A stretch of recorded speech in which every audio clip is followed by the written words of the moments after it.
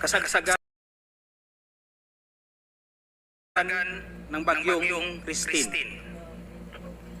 Hinihintay ako ng aking pamilya at nag-aalala at di akong makauwi. Dala-dala ko ang masamang karanasan at hinanakit sa pangyayari, pero di ko agad nasabi sa aking asawa. Hanggang lumipas ang ilang araw, napansin niyang matamlay at di ako mapakali. Di ko matiis na di ko sabihin sa kanya, kahit alam kong apektado siya at may nervyos pag ang pag-usapan ay tungkol sa trabaho ko. With great courage, I confided everything to her. Kahit ito ay malaking problema, and it will affect us, and it will change on our normal and simple life. Ano akala mo? My career for almost 30 years of service, our personal and family safety and security, and maybe I will be condemned or be ostracized. My wife hugged me and started to cry and asked me why. I told her patagal na tayong nagsusumikap and we have to be strong and survive together. Mauna ni ang panahon nga magpakabanata means makialam. Lisod maging witness rata o maging innocent bystander. Maangol yapon ta o maging casualty tayo. Gipasabot na ko sa iya. I have to explain to her. Kailangan naay mo barog sa kamatuoran. There must be someone to rise up to the occasion. I told her that I have the moral obligation and a call of duty to uphold as police officer. In the eyes of God and in the soul of man, I have to say this, even God was betrayed 3 times. But this time, I have to say this, I don't want to betray our beloved country, our fellow Filipinos, and to God Almighty. I don't want to discredit the men and women of the Philippine National Police, the institution where I belong. I don't want to destroy my beloved alma mater, the Philippine National Police Academy, who molded me with moral values to speak for the truth that I owe, and it's time to give it back the honor and respect. Your Honor, allow me to read my affidavit. Great. Sige. David, Yes, Your Honor. also submit a copy to us. Yes, Your Honor. Mahaba po yan, ilang pages pa. Saglit lang ako, Your Honor. Go ahead. Allow me to read Your Honor's my affidavit. I, Police Colonel Hector U. Grijaldo, 3rd Level Officer, presently assigned a personal holding administrative unit, Camp Crame, Quezon City, after duly sworn to, under oath and in accordance with law, do hereby depose and states that I've been dedicated to public service for almost 30 years.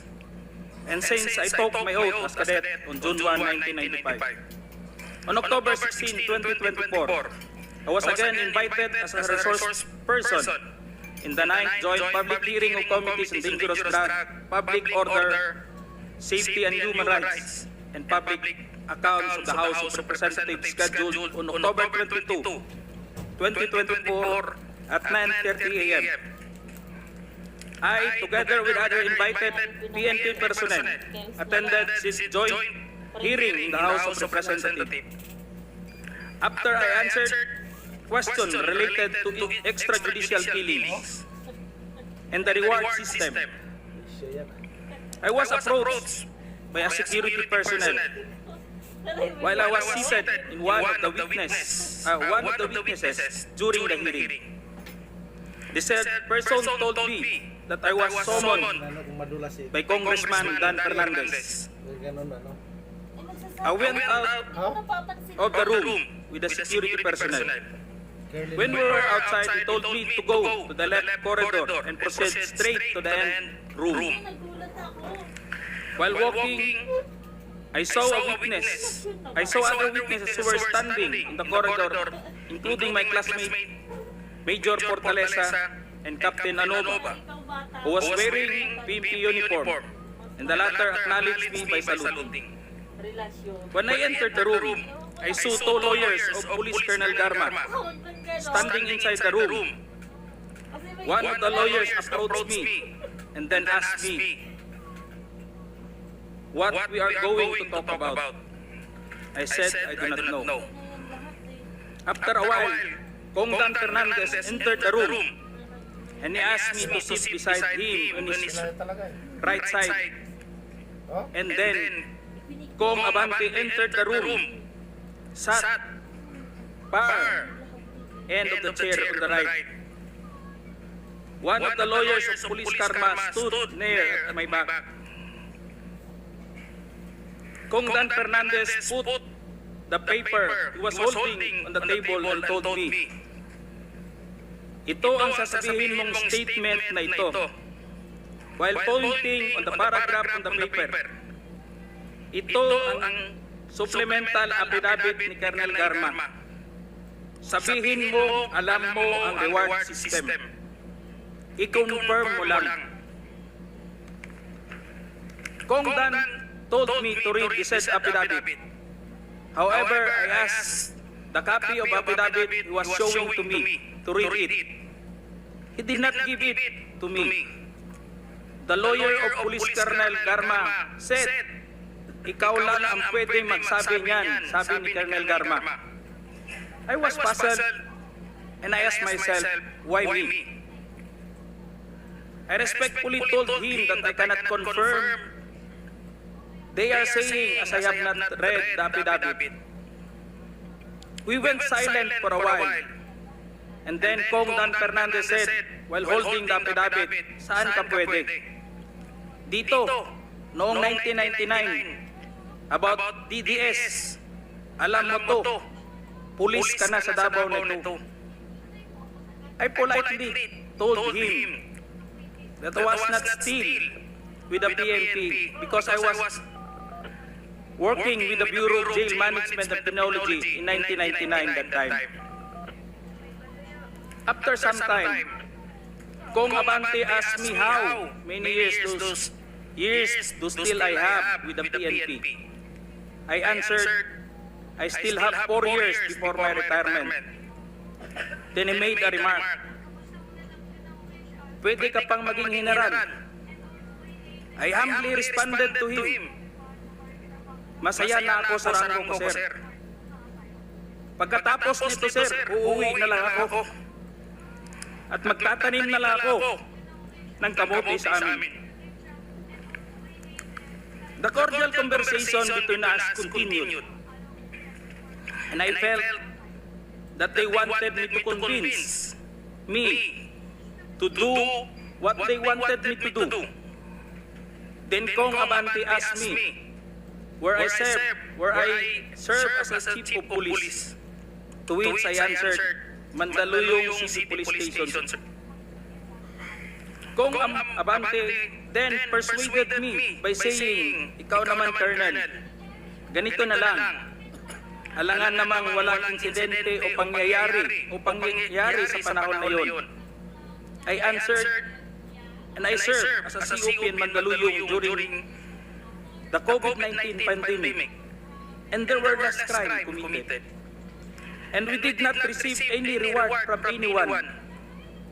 I added, that we only receive funds, additional MOA or support fund from the Peace and Order Fund of the LGU. I then respectfully told Kong Dan Fernandez that anybody can debunk my statement if I confirm the testimony of Colonel Garma about the DDS in 1999, since I was not a member of PNP at the time. And I have no personal knowledge as to the reward system. Additionally, I said, the work of the policemen are noble and requires great sacrifice, even without the reward or award. It is our moral obligation and a call of duty to serve our country and people. Then Kong Dan asked me, si Colonel Garma, anong masabi mo sa kanya sa Parayuga? I politely told him I cannot comment on the case. When I respectfully answered him, Sir, mahirap yan. Kasama kami sa nag-iimbestiga at hindi ko alam kung anong kinalaman niya at may investigasyon din sa amin, baka ma-incriminate ako, sir. After the discussion, they did not give me a copy of the second affidavit of Police Colonel Garma. I felt that I disappointed them. Kong Dan and the two lawyers of Police Colonel Garma stayed in the room for a while. I presume that they are about to present the second affidavit of Police Colonel Garma. I asked the two lawyers of Police Colonel Garma why they have chosen me. They did not answer me and just stared at me. And that I went back to the hearing room. When I went back to the hearing room, I immediately called the attention of Police Colonel Lito Patay, who were sitting behind the witness table. We proceeded at the back of the lobby area when they suspended the hearing. I concluded and discussed to him what happened in the room with Kong Dan Fernandez and Kong Abante and the two lawyers of Police Colonel Garma. That's all, Mr. Chair. Thank you, Colonel Grijaldo. What motivated you to speak before this committee?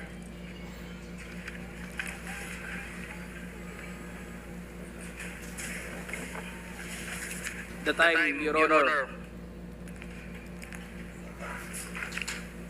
I was insulted and it is very offensive, and I think it is inappropriate for anyone to act like that. No, meaning you feel that you are being coached to make that statement? Yes, Your Honor, I feel I've been corrupted to make that statement, Your Honor. Just because at the time,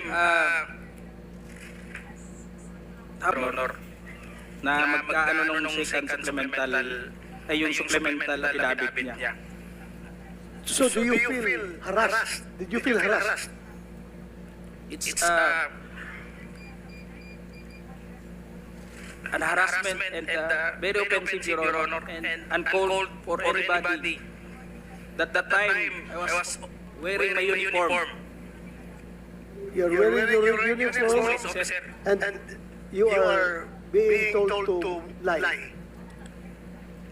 Parang gusto nilang magsisinungaling po ako, Your Honor.